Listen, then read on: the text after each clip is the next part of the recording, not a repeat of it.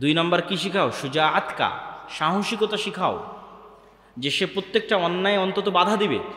আল আমরু বিল মারুফ one নাহি আনিল মুনকার করবে, সৎ কাজের আদেশ দিবে, অসৎ কাজে বাধা দিবে। কিন্তু মুখ বুজে থাকা যাবে না, অন্যায় হচ্ছে চুপচাপ মেনে নেবেন, এটা হবে না, সাহসিকতা থাকতে হবে। মসজিদের এবং মাদ্রাসা, অন্যদের আছে, মসজিদ মাদ্রাসার নাই। আমি এটাই বলতেছি, এইটাই দিয়ে বক্তব্য শুরু করেছিলাম যে মসজিদকে এম্পাওয়ারমেন্ট করতে হবে, মসজিদকে শক্তিশালী করতে হবে, দ্বীনি শিক্ষা প্রতিষ্ঠানকে শক্তিশালী করতে হবে। কোন দিক থেকে শক্তিশালী? বাহিরের এই কাজগুলোতে শক্তিশালী। তারা তো তাদের কাজে ঠিকই আছে, একটা মসজিদের ইমাম তো ঠিকই নামাজ পড়িয়ে দেয়, ঠিকই ইমামতি করে, মুয়াজ্জিনি করে, মাদ্রাসায় কোরআন, হেফজখানায় কোরআন সব ঠিকঠাক হয়, কিন্তু ওর এলাকায় অন্যায় হচ্ছে ওটা দেখেও বাধা দেয় না। আল আমরু বিল মারুফ ওয়ান নাহি আনিল মুনকার। এই জন্য আল্লামা ইকবাল বলছে সাহসিকতা লাগবে, সত্য বলতে জানতে হবে, সাহসী হতে হবে, কোনো ছাড় হবে না। 3 নম্বর আদালাতকা, ন্যায় প্রতিষ্ঠা করা শিখতে হবে। রাসূল সাল্লাল্লাহু আলাইহি ওয়াসাল্লাম ন্যায়ের কথা বলতে বলতে এই পর্যন্ত বলেছেন যে বাপ তার সন্তানদেরকে চুমা দেওয়ার ক্ষেত্রেও যেন ন্যায় প্রতিষ্ঠা করে। 3টে ছেলে আছে, যদি একে একটা চুমা দেয় তো বাকি 2টাকেও যেন একটা একটা করে চুমা দেয়, তাহলে ন্যায় প্রতিষ্ঠা হবে। আর দেখবেন এমনও বাপ আছে যে এক সন্তানকে সব জমি লিখে দিয়েছে, তাহলে সে, এটা হচ্ছে গোলামের নেচার, তাকে আল্লাহ কোনোদিন রাষ্ট্রের দায়িত্ব দেওয়ার যোগ্য মনে করবে না, সে দুর্নীতিবাজ, দুর্নীতিগ্রস্ত। সম্মানিত উপস্থিতি, আল্লামা ইকবাল বলছে সত্য বলা শিখো, সুজাত সাহসিকতা শিখো, আদালত ন্যায় প্রতিষ্ঠা করা শিখো। লিয়া জায়গা তুজসে কাম দুনিয়া কি ইমামত কা। তাহলে আবার আল্লাহ তোমাদেরকে, উনি কোনো দেশের নাম বলেনি, উনি বলছে আবার আল্লাহ তোমাদেরকে গোটা পৃথিবীর নেতা বানিয়ে দিবে। আল্লাহু আকবার। মুহাম্মদ সাল্লাল্লাহু আলাইহি ওয়াসাল্লাম পৃথিবীর নেতা, ওমর ইবনুল খাত্তাব পৃথিবীর নেতা, আবু বকর পৃথিবীর নেতা, খালিদ বিন ওয়ালিদ, সালাহুদ্দিন আইয়ুবী পৃথিবীর নেতা। এরা তাদের চারিত্রিক গুণ দিয়ে পৃথিবীর নেতা হয়েছে, কিন্তু আমরা গোলাম অবস্থায় আছি কেন? আমাদের চরিত্র গোলামানা। তো মক্তবের কথা বললাম, পর্জা হাসানার কথা বললাম, আমাদের আরেকটা প্রজেক্ট, এগুলো সবগুলো সমাজকে এম্পাওয়ার, শক্তিশালী করা, সমাজের দ্বীনি শিক্ষা প্রতিষ্ঠানগুলোকে শক্তিশালী করা। আমাদের আরেকটি প্রজেক্ট হচ্ছে মাদ্রাসাগুলোর শিক্ষার মানোন্নয়নের জন্য জামিয়া সালাফিয়ার সাথে অধিভুক্ত হওয়ার সুযোগ। যে জামিয়া সালাফিয়া বাংলাদেশের এমন এক প্রতিষ্ঠান যেখানে অ্যাট এ টাইম সরকারের অনুমোদন নিয়ে Bangladesh investment development authority, BIDA, যারা এই যে 9 থেকে 10 তারিখে বিশ্বের বড় বড় সব ব্যবসায়ীদের নিয়ে মিটিং করতেছে ঢাকাতে, বড় বড় কোম্পানির সব সিইওরা আসতেছে, এই বিডার যে ডিপার্টমেন্ট, এই বিডার অনুমোদন নিয়ে জামিয়া সালাফিয়াতে বিদেশি শিক্ষকরা স্থায়ী পাঠদান করে, স্থায়ী। আর বছরের মধ্যে রোটেশনের ভিত্তিতে বিদেশি শিক্ষক আসে এরকম। গত বছরের যদি হিসাব করি তাহলে গত বছরে অন্তত 12 জন বিদেশি শিক্ষক বিভিন্ন সময় জামিয়া সালাফিতে আসছে, সৌদি আরবের বিভিন্ন বিশ্ববিদ্যালয়ে। পুরো রমজান মাস একজন সৌদি আরবের শিক্ষক পুরো রমজান মাস জামিয়া সালাফের ছাত্রদের দার্স দিয়েছে, এবং মদিনা ইসলাম বিশ্ববিদ্যালয়ের সাথে আমাদের মদালাও সম্পন্ন হয়েছে। তো আমরা চাচ্ছি যে জামিয়া সালাফের এই যে উন্নত সিলেবাস, এই যে উন্নত শিক্ষা ব্যবস্থা, এইটা অন্যরাও এটা থেকে সহযোগিতা নিক। আমাদেরকে কিছু দিতে হবে এটার জন্য না। আমাদের মক্তব প্রজেক্টটা যেমন ফি সাবিলিল্লাহ, তথা কোনো মক্তবের থেকে এটা বলা হয় না যে তুমি আমাকে পাল্টা ফি দাও, এটা না। আমি মক্তবের জন্য কি করতে পারবো সেটা। মক্তবের টিচারকে ফ্রি প্রশিক্ষণ, মক্তবের বই ফ্রি, মক্তবের টিচারকে ন্যূনতম হাদিয়া দেওয়ার চেষ্টা। ঠিক আমাদের মাদ্রাসা প্রজেক্টটাও এটাই, মাদ্রাসাগুলোকে ফি সাবিলিল্লাহ সহযোগিতা করা। প্রথমত কারিকুলাম দিয়ে সহযোগিতা করা, দ্বিতীয়ত ট্রেনিং দিয়ে সহযোগিতা করা, শিক্ষার মানোন্নয়ন দিয়ে সহযোগিতা করা, চতুর্থত বা পঞ্চমত যদি অর্থনৈতিক সহযোগিতাও লাগে সেটার ক্ষেত্রেও তাদের পাশে গিয়ে দাঁড়ানো। এই জন্য যে মাদ্রাসাগুলো আপনাদের অঞ্চলে চলে, আজকের এই মাদ্রাসা হোক, অন্য আর যে মাদ্রাসা হোক, তাদের ক্ষেত্রেও আমাদের উদাত্ত আহ্বান থাকবে যে আপনারা জামিয়া সালাফের এই সুযোগটাকে হাতছাড়া করবেন না। অলরেডি আমার একটা দাওয়াতি সফর শুরু হচ্ছে মাদ্রাসা ভিত্তিক 7 তারিখ থেকে, যেখানে প্রায় মোটামুটি আমাদের অধীনে অধিভুক্ত হয়েছে এরকম প্রায় 10টা-15টা মাদ্রাসায় দাওয়াতি সফরে আমি যাচ্ছি ইনশাল্লাহ। তো এই যে কার্যক্রমগুলো, এই কার্যক্রমগুলোর মূল লক্ষ্যটা আপনাদের সামনে তুলে ধরলাম। মূল লক্ষ্যের পিছনের লজিকটা কি, কেন মসজিদকে শক্তিশালী হতে হবে, কেন দ্বীনি শিক্ষা প্রতিষ্ঠানকে শক্তিশালী হতে হবে, সেই লজিকটাও আমি আপনাদের সামনে তুলে ধরলাম।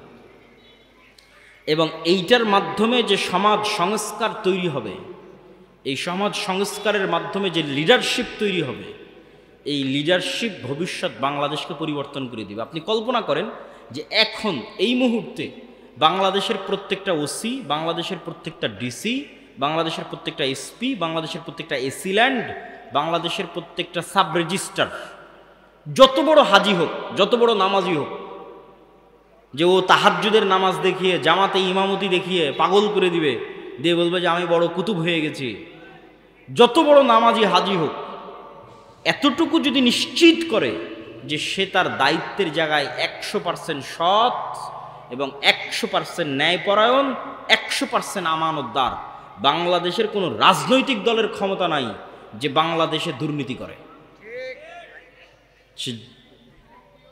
সে যত ক্ষমতার অধিষ্ঠিত হোক না কেন, সে যত পাওয়ারফুল হোক না কেন, তাহলে এই রকম একটা প্রজন্ম আমাদের গড়ে তুলতে হবে। বলেন আল্লাহ সুবহানাহু ওয়া তাআলা যেন আমাদের সেই তৌফিক দান করুক, বলেন আল্লাহুম্মা আমিন। সম্মানিত উপস্থিতি, যারা হয়তো শেষের দিকে আসতেছেন, মানে আমাদের এই আলোচনার শেষের দিকে, তারা হয়তো জানেন না যে আজকে আপনাদের, আচ্ছা তার আগে আরেকটি কথা বলি, সেটা হচ্ছে আপনাদের এই শিক্ষা প্রতিষ্ঠানের জন্য আপনাদের দান করতে হবে, এবং আপনাদের মধ্যে হয়তো তারা চাদর নিয়ে যাবে, এবং আমি এখনই নিয়ে যাওয়ার জন্য অনুরোধ জানাবো। তবে তার আগে 2 মিনিট একটা কথা শুনে, আমরা রমজানে ফেতরা দিয়েছি না? আপনারা ফেতরা দিয়েছেন না দেননি? ফেতরা দিয়েছেন। ফেতরা দিতে হয় কেন হাদিসটা জানেন? রাসূল সাল্লাল্লাহু আলাইহি ওয়াসাল্লাম বলছেন যে ফেতরা তুমি দিচ্ছ তোমার রমজানের মধ্যে যে ভুল ত্রুটি হয়েছে সেই ভুল ত্রুটির কাফারা। আর একটা মাসলা তো আপনারা সবাই জানেন যে রমজানের দিনের বেলা যদি কেউ স্ত্রীর কাছে যায়, তাহলে হয় একটানা 60 দিন রোজা রাখতে হয়, নাহলে 60 জন মিসকিনকে খাওয়াতে হয়, নাহলে একটা গোলাম আজাদ করতে হয়। তো 60 জন মিসকিনকে খাওয়াতে কি লাগে বলেন তো? কি লাগে? টাকা লাগে। অথবা একটা গোলাম আজাদ করতে কি লাগে? টাকা লাগে। তাহলে দুনিয়াতে একটা হুকুম অমান্য করার জরিমানা আল্লাহ আদায় করতেছে টাকা দিয়ে। কথাটা আমার বুঝেন, যে দুনিয়াতে আপনি আল্লাহর একটা বিধান লঙ্ঘন করেছেন, তো আল্লাহ দুনিয়াতে জরিমানা আদায় করতেছে কি দিয়ে? একটু বলেন তো, কি দিয়ে আদায় করতেছে? টাকা দিয়ে আদায় করতেছে। এই টাকা দিয়ে জরিমানা আদায়ের সুযোগ কিয়ামতের মাঠেও থাকবে। মানে কোনো একটা ভুল করেছেন, আপনি জানেন না কার নামে গীবত করেছেন, কার নামে অপবাদ দিয়েছেন, কোথায় কবে নামাজ ঠিকমতো হয়নি, কোথায় কবে জাকাত ঠিকমতো দেননি, এগুলো সবগুলো জরিমানা দিয়ে কাভার দেওয়া যাবে। সেই জরিমানাটা কি? আগেই এখনই বেঁচে থাকতে পরকালের জন্য সেভিংস জমা রাখতে হবে দান করে। কিয়ামতের মাঠে যখন বিপদে পড়বেন, দেখবেন যে এখানে এটা ঠিক নাই, ওখানে কি আমার নামে বিচার দিয়ে বসে আছে যে তুমি তো আমার ওইটা মেরে দিয়েছিলে, আমার নামে গীবত করেছিলা, তখন ওই যে সেভিংসে দান আছে ওখান থেকে জরিমানা আদায় হবে। জরিমানা আদায় হবে আর আপনি বেঁচে গিয়ে জান্নাতে চলে যাবেন। বলেন আল্লাহু আকবার। এই জন্য শায়েখ আব্দুর রাজ্জাক বিন ইউসুফ বলেছে দান হচ্ছে সবচেয়ে শক্তিশালী ইবাদত। তো তার দুনিয়াতে একটা উদাহরণ দেখালাম, আর পরকালে তো দেখবেনই যারা দানবীর দানশীল, তারা তাদের দানের ক্ষমতা কিয়ামতের মাঠে দেখবে। তো দুনিয়াতেই তো আল্লাহ টাকা দিয়ে জরিমানা দিয়ে আপনার গুনাহ মাফ করে দিচ্ছে, তো পরকালেও আপনার গুনাহ মাফ হওয়ার রাস্তা থাকবে, ইবাদতের খাংতি পূরণ করার রাস্তা থাকবে টাকা দিয়ে, কিন্তু সেই টাকাটা এখনই দান করে যেতে হবে।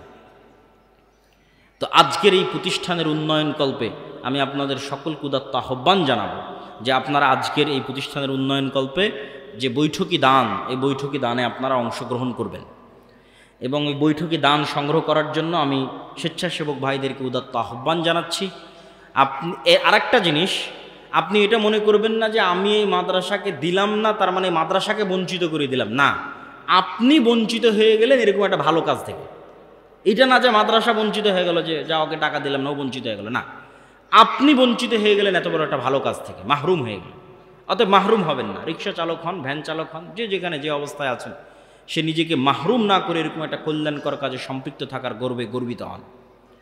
শেষ কথা, যারা হয়তো শেষের দিকে এসেছেন তারা হয়তো জানেন না, আমি এখানে যারা ঈশার সালাত আমাদের সাথে আদায় করেছে তাদের সামনে আমি বিস্তারিত ঘটনা তুলে ধরেছি।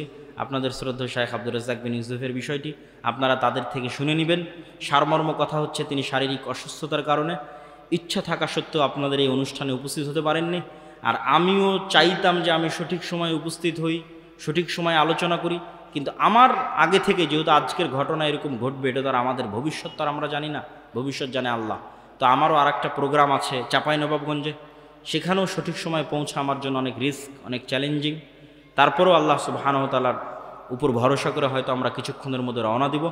এই জন্য আপনারা যারা এখানে উপস্থিত হয়েছেন তাদের সকলকে এই প্রতিষ্ঠানের জন্য আজকে সহযোগিতা করেন, আজ না পারলে ওয়াদা দেন যে আপনারা ভবিষ্যতে সহযোগিতা করবেন।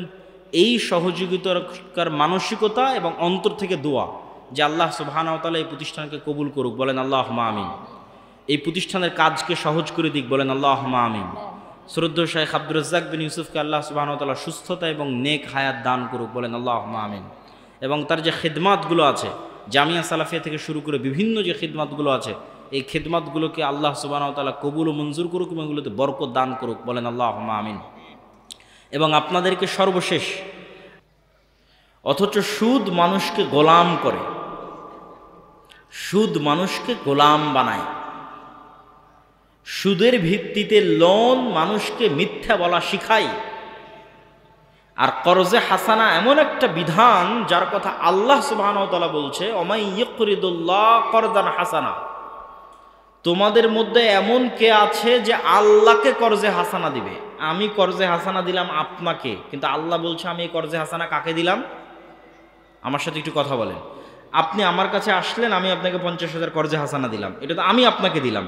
তো আল্লাহ বলতেছে আব্দুল্লাহ তুমি এই কর্জে হাসানা ওই ব্যক্তিকে দেওনি, কর্জে হাসানাটা কাকে দিয়েছো? আল্লাহকে দিয়েছো। আল্লাহু আকবার। এই জন্য ইসলামের সিকিউরিটি সিস্টেম হচ্ছে, ইন্স্যুরেন্স সিস্টেম হচ্ছে সোশ্যাল ইন্স্যুরেন্স। ইসলামের লাইফের ইন্স্যুরেন্সও সোশ্যাল, ফ্যামিলি ইন্স্যুরেন্সও সোশ্যাল, সব কিছুই সোশ্যাল। ইসলামের আলাদা কোনো ইন্স্যুরেন্স নাই যে ব্যাংকে গিয়ে ইন্স্যুরেন্স জমা দিতে হবে, এটা সোশ্যাল ইন্স্যুরেন্স। আপনি মারা গেলে আপনার সোসাইটির দায়িত্ব, এরকম একটা সমাজ গড়ে উঠুক, এটা ইসলাম চায়।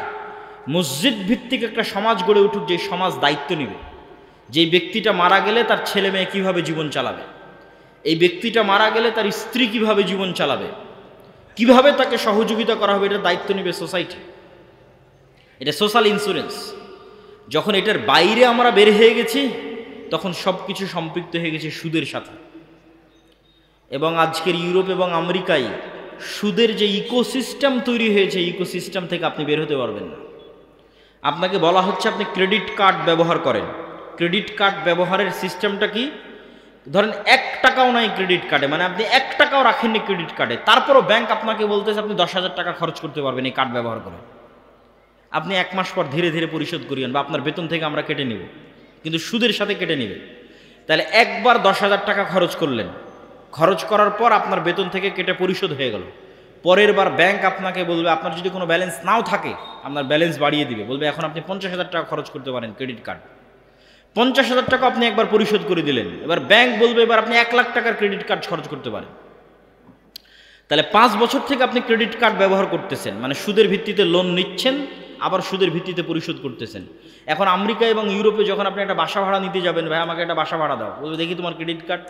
তো ক্রেডিট কার্ডে 5 বছরের লেনদেন ঠিক আছে, উইদাউট সিকিউরিটি আপনাকে বাসা দিয়ে দিবে, মানে সিকিউরিটি মানি ছাড়া বাসা দিয়ে দিবে। আর বলবেন না আমি তো সুদের লেনদেন করি না, আমি তো ক্রেডিট কার্ড রাখি না, বলে সিকিউরিটি মানি দাও। 1 দিন 1 সেকেন্ড 1 ধাপ সুদ ছাড়া ফেলতে পারবেন না। এইরকম একটা পৃথিবীতে ইকোসিস্টেম তৈরি করা হয়েছে, যেটা আমাদের দেশেও আসতেছে। এই ইকোসিস্টেমের বিরুদ্ধে আপনাকে লড়াই করতে হবে, কিন্তু আমরা লড়াইটা বানিয়ে নিয়েছি কম্প্রোমাইজিং সিস্টেম। এই কারণে লড়াইটা প্রকৃত লড়াই হয়নি।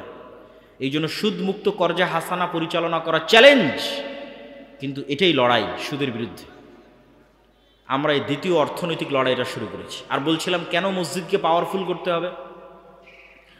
গত 16 বছর বাংলাদেশের গ্রাম পর্যন্ত যে পলিটিসাইজ হয়েছে তথা রাজনীতিকরণ হয়েছে গ্রাম পর্যন্ত, গত 16 বছর, এখন সেই জায়গায় শূন্যতা বিরাজ করছে। হ্যাঁ, আমাদের গোলামির স্বভাবের কারণে আমরা আগে এক দলকে জুলুম করার সুযোগ দিতাম, এখন আর এক দলকে জুলুম করার সুযোগ দিচ্ছি, এবং চোখের সামনে দেখতেছি।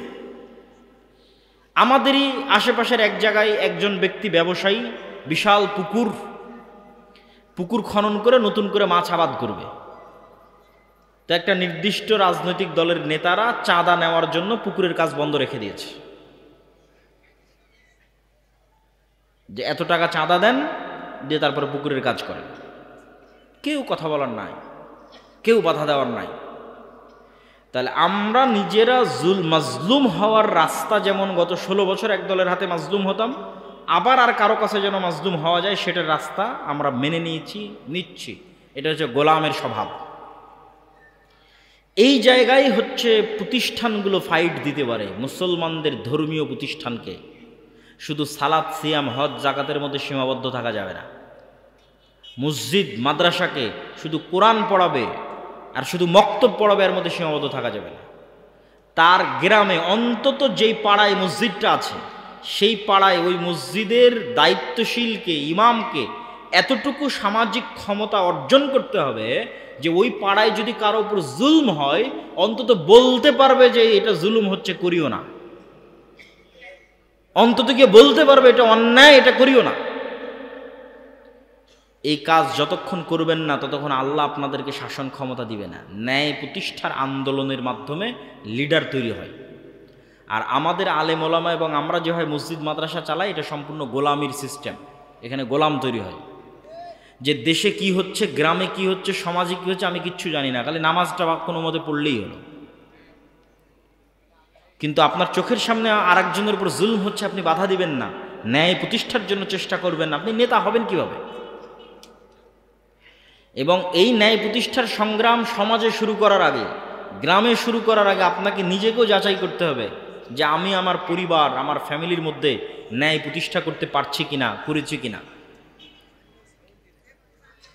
কেননা রাষ্ট্রে ইসলাম যাওয়া মানে রাসূল সাল্লাল্লাহু আলাইহি ওয়াসাল্লাম বলছেন,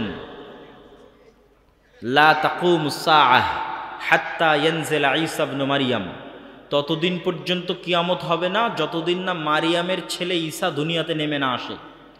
আর মারিয়ামের ছেলে ঈসা দুনিয়াতে নেমে এসে কি করবে? হাকামান মুকসিতা, সমগ্র পৃথিবীতে ন্যায় বিচার প্রতিষ্ঠা করবে। আমি স্বেচ্ছাসেবকদের আহ্বান করব, এখনো যারা দাঁড়িয়ে আছেন আশেপাশে, পরিবেশটা একটু সুন্দর করি। আমরা পিছনে দাঁড়িয়ে আছেন, সামনে এসে বসেন। 5-10 মিনিট আমরা যে কথাই শুনি না কেন আদবের সাথে শুনি। এই যে সাইডে আপনাদের দেখতে পাচ্ছি, বসেন আপনারা ভিতরে এসে। এখানে অধৈর্য হওয়ার কিছু তো নাই। আমি সকলকে উদাত্ত আহ্বান জানাবো যে আমরা ভিতরে এসে বসি। সম্মানিত উপস্থিতি, তো আমরা কিভাবে যাচাই করব যে আমি ন্যায়পরায়ণ কিনা? আর রাষ্ট্রে ইসলাম প্রতিষ্ঠা হওয়া মানে কি? তো রাসূল সাল্লাল্লাহু আলাইহি ওয়াসাল্লাম বললেন, মারিয়ামের ছেলে ঈসা সমগ্র পৃথিবীতে ন্যায় বিচার প্রতিষ্ঠা করবে। তাহলে রাষ্ট্রে ইসলাম মানে রাষ্ট্রে কি প্রতিষ্ঠা হওয়া? বলেন তো, কথা বলেন। রাষ্ট্রে কি প্রতিষ্ঠা হওয়া? ন্যায় বিচার প্রতিষ্ঠা হওয়া। রাষ্ট্রে ইসলাম প্রতিষ্ঠা হওয়া মানে রাষ্ট্রের ন্যায় বিচার প্রতিষ্ঠা হওয়া। মুসলমান, এটা আল্লাহর নবী ব্র্যান্ডিং করলেন, আমি ব্র্যান্ডিং করিনি। আল্লাহর নবী বলতে পারতেন যে ঈসা আলাইহিস সালাম সারা পৃথিবীর শাসক হবে এবং তিনি সমগ্র পৃথিবীতে পর্দা বাস্তবায়ন করবে, এটা বলেননি। অবশ্যই পর্দা ইসলামী শরীয়তের একটা বড় অনুষঙ্গ, কিন্তু রাষ্ট্রে ইসলামের এটা ব্র্যান্ডিং নয়। তিনি এটাও বলেননি যে রাসূল ঈসা আলাইহিস সালাম সমগ্র পৃথিবীর শাসক হবে এবং সমগ্র পৃথিবীতে সালাত প্রতিষ্ঠা করবে। অবশ্যই সালাত ইসলামের অনেক বড় অনুষঙ্গ, কিন্তু রাষ্ট্রে ইসলামের একমাত্র ব্র্যান্ডিং নয়। রাষ্ট্রে ইসলামের 1 নম্বর ব্র্যান্ডিং ন্যায় বিচার প্রতিষ্ঠা করবে। মানে কোনো মানুষের উপর জুলম হবে না, জিরো জুলম, 0% জুলম, শতভাগ ন্যায়, এলো রাষ্ট্র ইসলাম। এখন মনে করেন আমি আপনি আপনার গ্রামে আপনার বোনকে আপনার বাপের সম্পত্তিতে আপনি ন্যায়ের সাথে ভাগ দেননি, বোনকে ঠকিয়েছেন বাপের জমি ভাগ করার সময়, যেটা কম দামে পানিতে ডুবে থাকে, কম আবাদ হয়, কম ফসল, দূরে, সেটা বোনকে দিয়েছে, অথবা দেনইনি। অথচ দেখা যাচ্ছে আপনি নামাজ পড়েন ঠিকই, সব কিছু ঠিক আছে, হজ করেছেন, সবই ঠিক আছে, কিন্তু আপনার বোনের প্রতি আপনি ইনসাফ করেননি, ন্যায় প্রতিষ্ঠা করতে পারেননি। এখন আপনি বলেন তো, আল্লাহ কি আপনাকে রাষ্ট্রের নেতা হওয়ার যোগ্য মনে করবে? করবে না। আপনার সালাত দেখে আর আপনার হজ দেখে আল্লাহ আপনাকে নেতা বানাবে না। কেন? আল্লাহ জানে যে আমার দৃষ্টিতে ক্ষমতা মানে ন্যায় প্রতিষ্ঠা করা। এই তো ন্যায় প্রতিষ্ঠার বোনের সাথে করতে পারেনি। একে তো ক্ষমতা দিলে কালকে গত 16 বছর যা দুর্নীতি হয়েছে তার চেয়ে বেশি দুর্নীতি করবে। ঠিক এইভাবে আমাদের রক্তের মধ্যে ধোঁকা, মিথ্যা, শঠতা ঢুকে গেছে।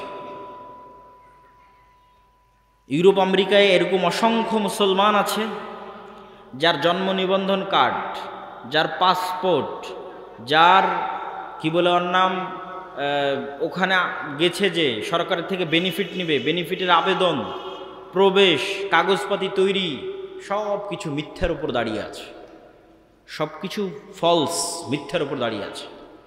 এবং এই মিথ্যা অতিরিক্ত সুবিধার জন্য সে মিথ্যা কোনো মুসলমানকে বলতেছে না, সে আর একটা ইহুদি খ্রিস্টানকে মিথ্যা বলতেছে। কে বলতেছে? মুসলমান বলতেছে।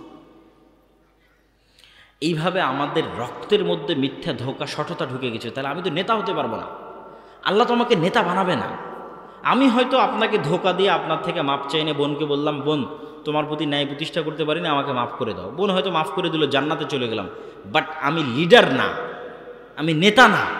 আল্লাহ আমাকে নেতা বানানোর যোগ্য কোনোদিন মনে করবে না। নেতা বানানোর যোগ্য ব্যক্তিকে অবশ্যই শতভাগ সত্যবাদী, অবশ্যই শতভাগ ন্যায়পরায়ণ হতে হবে। সে নেতা, সে লিডার। এই জন্য আমি বলি, আজকের যুগের মুসলমানেরা মক্কার কাফের মুশরিকদের চাইতেও এই দিক দিয়ে নিম্ন স্তরে অবস্থান করছে। কেননা মক্কার কাফের মুশরিকদের সর্দার আবু সুফিয়ান তার চিরশত্রু মুহাম্মদ সাল্লাল্লাহু আলাইহি ওয়াসাল্লামের নামে জেরুজালেমে বসে বাদশাহ হিরাক্লিয়াসের দরবারে একটা কথাও মিথ্যা বলেনি। কোনো রেকর্ডার নাই, কোনো লাইভ নাই, কিচ্ছু নয়। আবু সুফিয়ান চাইলে সব কথা মিথ্যা বলতে পারে, কেন? আমার শত্রু। কিন্তু আবু সুফিয়ান লিডার। আরবরা জানেই না যে লিডার কিভাবে মিথ্যা বলতে পারে। তো তার রক্তের মধ্যে নেতৃত্ব আছে। আবু সুফিয়ানের ছেলে মুআবিয়া, আবু সুফিয়ানেরই পরবর্তী বংশধর হচ্ছে উমাইয়া খেলাফতের শাসনামল, মুআবিয়া রাদিয়াল্লাহু তাআলা আনহু। মানে রক্তের মধ্যে নেতৃত্বের গুণ আছে। সত্য বা না বললে, ন্যায় পরায়ণ না হলে নেতা হওয়া যায় না। এই জন্য সকল নবী রাসূলকে আল্লাহ সুবহানাহু ওয়া তাআলা এই গুণের উপর জন্ম দিয়েছে। তা আমাদের এই গুণটা নষ্ট হয়ে গেছে কেন? আমরা দীর্ঘদিন ব্রিটিশদের গোলামি করার কারণে আমাদের এই গুণটা নষ্ট হয়ে গেছে। ঠিক যেমন বানু ইসরাইলেরা ফেরাউনের গোলামি করেছিল, তখন বানু ইসরাইলেরাও ধোঁকাবাজ, মিথ্যুক, প্রতারক, সংকীর্ণ মনা হয়ে গেছিল। যেই বানু ইসরাইলেরা চোখের সামনে দেখছে ফেরাউন ডুবে গেছে, সেই বানু ইসরাইলেরাই মুসা আলাইহিস সালামকে বলতেছে, যতক্ষণ তোমার আল্লাহকে দেখবো না ততক্ষণ ঈমান আনবো না। যেই বানু ইসরাইলেরা চোখের সামনে দেখছে সমুদ্রের মধ্যে তাদের জন্য 12টা রাস্তা তৈরি হলো, পাথর ফেটে 12টা ঝর্ণা তৈরি হলো, আসমান থেকে মান্না এবং সালোয়া খাবার আসলো, সেই বানু ইসরাইলেরাই বলতেছে, মুসা তুমি আর তোমার আল্লাহ গিয়ে যুদ্ধ করো, আমরা যুদ্ধ করতে পারবো না। তো এই যে 12টা রাস্তা তৈরি হলো, ঝর্ণা ফেটে 12টা, পাথর ফেটে 12টা ঝর্ণা তৈরি হলো, এরা সব নবীর সন্তান। ইউসুফ আলাইহিস সালামের 12 ভাইয়ের পরবর্তী বংশধরের জন্য এই সম্মান। তো এরা কিভাবে এরকম প্রতারক হয়ে গেল, এরকম সংকীর্ণ মনা হয়ে গেল? ফেরাউনের অধীনে এরা 300 বছর গোলাম ছিল। মনে করেন আমার অধীনে 2টা গোলাম আছে, আমি একটা রুটি ওদের মধ্যে নিক্ষেপ করে দিলাম, তখন ওরা 3 দিন থেকে ক্ষুধার্ত আছে, ওই রুটিটা নিয়ে কাড়াকাড়ি লেগে গেল। এই যে রুটিটা নিয়ে কাড়াকাড়ি লেগে গেল, এটা হলো গোলামের নেচার। এখন এই রুটিটা পাওয়ার জন্য মিথ্যা বলবে, এই রুটিটা পাওয়ার জন্য ওকে মারবে, এই রুটিটা পাওয়ার জন্য ওকে ধোঁকা দিবে, সব কিছু করবে। ব্রিটিশরা আমাদের এভাবে ট্রেন আপ করেছে যে তোরা একটা টাকার জন্য মারামারি করবি, ক্ষমতার জন্য মারামারি করবি, মিথ্যা বলবি, আর একজনকে নিচে নামাবি, আর একজনকে টেনে নিচে নামাবি, তার জন্য হিংসা করবি, বিদ্বেষ করবি। জাস্ট এইভাবে আমাদেরকে ট্রেন আপ করেছে 300 বছর গোলাম অবস্থায়। তখন আমরাও হয়ে গেছি বানু ইসরায়েলের মতো, আমরাও আর মিথ্যা, ধোঁকা, দুর্নীতি ছাড়া কিছু বুঝি না। কিন্তু ইসলামের সবই আছে, কিন্তু ইসলামের আসল জিনিসই নাই। এই জন্য আমরা নামাজি হলেও, হাজি হলেও, আমরা হয়তো ক্ষমা মাপ চেয়ে জান্নাতেও যেতে পারবো, কিন্তু আমরা গোলাম থেকে মুক্ত হতে পারবো না, দাস, কৃত দাস। এই জন্য ফিলিস্তিনে 50,000 মুসলমানকে হত্যা করা হয়েছে গত 1.5 বছরে। ইসরায়েল হত্যা করেছে, ঠিক যেভাবে ফেরাউন বানু ইসরায়েলকে জবাই করতো। ইউযাববিহুনা আবনাকুম ওয়া ইস্তাহিয়ুনা নিসাআকুম, তাদের পুরুষ সন্তানদের জবাই করতো, মেয়ে সন্তানদের বাঁচিয়ে রাখতো। আমাদের অবস্থা ওই জায়গায় পৌঁছে গেছে, কেননা আমাদের নেতৃত্বের গুণাবলী আমরা হারিয়ে ফেলেছি। এই জন্য সুদের বিরুদ্ধে যুদ্ধ লাগবে, এই জন্য শিক্ষা লাগবে। কেননা সুদ মানুষকে মিথ্যা বলা শেখায়। এটা আমি বলছি না, রাসূল সাল্লাল্লাহু আলাইহি ওয়াসাল্লাম বলেছে। রাসূলুল্লাহ সাল্লাল্লাহু আলাইহি ওয়াসাল্লাম প্রত্যেকটা দোয়ায় বলতেন, আল্লাহুম্মা ইন্নী আউযুবিকা মিনাল মা'সামি ওয়াল মাগরাম। আল্লাহ, আমি কর্জ থেকে বাঁচতে চাই, গুনাহ থেকে বাঁচতে চাই। তো কর্জ থেকে বাঁচতে চাই, কিভাবে কর্জ থেকে বাঁচতে চাই? আল্লাহর নবী, আপনি কেন এত কর্জ থেকে বাঁচতে চান? তো রাসূল সাল্লাল্লাহু আলাইহি ওয়াসাল্লাম বলছে মানুষ যদি আজ কর্জ নেওয়া শুরু করে কাল মিথ্যা বলা শুরু করবে। তাহলে কর্জ মিথ্যার প্র্যাকটিস দেয়, সুদ ভিত্তিক লোন মিথ্যার প্র্যাকটিস দেয়। তাহলে আজকে আমি মিথ্যা বলছি মানে আমি তো কালকে নেতা হতে পারবো না। আমার ছেলে মিথ্যা বলছে মানে কিস্তির লোক আসছে বলে দাও তোমার আব্বা বাড়িতে নাই, বা আব্বা অসুস্থ, বা আব্বা শ্বশুর বাড়ি গেছে, তাহলে আমার ছেলেকেও মিথ্যা বলা শেখাচ্ছে। আমার বউকেও ওই কিস্তির টাকা থেকে বাঁচানোর জন্য মিথ্যা বলা শেখাচ্ছে। তাহলে মিথ্যার কালচার শুরু হয়ে গেছে, মানে আমি অন্তত লিডার হতে পারবো না, অন্তত নেতা হতে পারবো না। এই নেচারগুলো হচ্ছে গোলামের নেচার। এবং এটা আমি রিয়েলাইজ করেছি যখন ইউরোপে দেখেছি আমাদের আফ্রিকান মুসলিম ভাইয়েরা, তারা আমাদের চাইতে দুর্নীতিতে, ছিনতাইয়ে, চুরিতে, ধোকাতে আমাদের চেয়ে নিম্ন স্তরে, মানে আমাদের চেয়ে খারাপ অবস্থায়। তো এতেই পার্থক্য কেন? তো ফ্রান্স, ইতালি, স্পেন আমাদের উপর ইংল্যান্ড যা জুলুম করেছে, ফ্রান্স, ইতালি, স্পেন আফ্রিকান মুসলমানদের উপর তার চেয়ে 3 গুণ জুলুম করেছে। তাহলে ওদেরকে এমন গোলাম বানিয়েছে যে ওদের রক্ত এমনভাবে নষ্ট হয়ে গেছে, মিথ্যা রক্তের সাথে, ধোকা দুর্নীতি রক্তের সাথে মিশে গেছে। তা আমিও যখন মুসলমানদের স্বভাব দেখি তখন আমি আশ্চর্য হই। এই গত নির্বাচনের সময় রূপগঞ্জে দেখা যায় প্রত্যেকটা মানুষ সব প্রার্থীকে বলছে আপনাকে ভোট দিব, যে তার কাছে টাকা নিয়েছে। মানে প্রত্যেকটা মানুষ মিথ্যা বলতেছে এবং সে মুসলমান দাবি করতেছে। সম্মানিত উপস্থিতি, তাহলে আপনি যদি বলেন আমি রাষ্ট্রে ইসলাম দেখতে চাই, গোড়ায় সংশোধন করতে হবে। রাষ্ট্রে ইসলাম দেখতে চান তো ইসলাম রাষ্ট্রে গেলে তো ন্যায় বিচার লাগবে। তো ন্যায় বিচার প্রতিষ্ঠা করতে পারবে এরকম লোক কই? আপনি বলেন দেশে আলেম ওলামা, মসজিদ, মাদ্রাসা, ইসলামী দলের আমির সংগঠন, আপনি সব জায়গায় যান, মসজিদে যান, মাদ্রাসায় যান, ইসলামী দলের আমির ওমরা সবার কাছে যান, গিয়ে দেখবেন যে সালাত, সিয়াম, হজ, জাকাত সবই ঠিক আছে, কিন্তু মসজিদেও ন্যায় নাই, মাদ্রাসাতেও ন্যায় নাই, ইসলামী দল, ইসলামী সংগঠনও ন্যায় নাই। দেখা যাচ্ছে যেই কর্মী জান প্রাণ দিয়ে কঠোর পরিশ্রম করে ওই সংগঠনের জন্য কাজ করেছে, সংগঠন ওই কর্মীকে বাদ দিয়ে যে চামচামি করেছে ওকে পদ দিয়ে দিয়েছে। তাহলে সে ন্যায় প্রতিষ্ঠা করতে পারলো? পারলো। সে তার নিজের একটা দলে ন্যায় প্রতিষ্ঠা করতে পারেনি, তাহলে আল্লাহ কিভাবে তাকে যোগ্য মনে করবে যে সে রাষ্ট্রে ন্যায় প্রতিষ্ঠা করবে? একই অবস্থা মাদ্রাসা, একই অবস্থা মসজিদে। সুতরাং আমাদের মধ্যে লিডারশিপ নাই। এই জন্য আল্লামা ইকবাল ওই পরিবেশটা বুঝতে পেরেছিলেন। আল্লামা ইকবাল ওই পরিবেশটা বুঝতে পেরে বলেছিলেন, সাবাক ফিরসে পড় সাদাকাত কা, শুজাআত কা, আদালত কা, লিয়া জায়গা তুঝসে কাম, দুনিয়া কি ইমামত কা। তথা তোমরা মুসলমানেরা তোমাদের মধ্যে নামাজ, সালাত, হজ, জাকাত সব সুন্দর আছে, বা আপনারা যেহেতু আহলে হাদিস আপনাদের আকীদাও বিশুদ্ধ আছে। নাই কি? বলছে তোমরা সত্য বলা জানো না, আজ থেকে সত্য বলা শিখো এবং সত্য বলা শুরু করো, এবং নিজেদের সন্তানদেরকে সত্য বলা শিখাও। কোনো কম্প্রোমাইজ যেন না করে মরা পর্যন্ত সত্যের সাথে।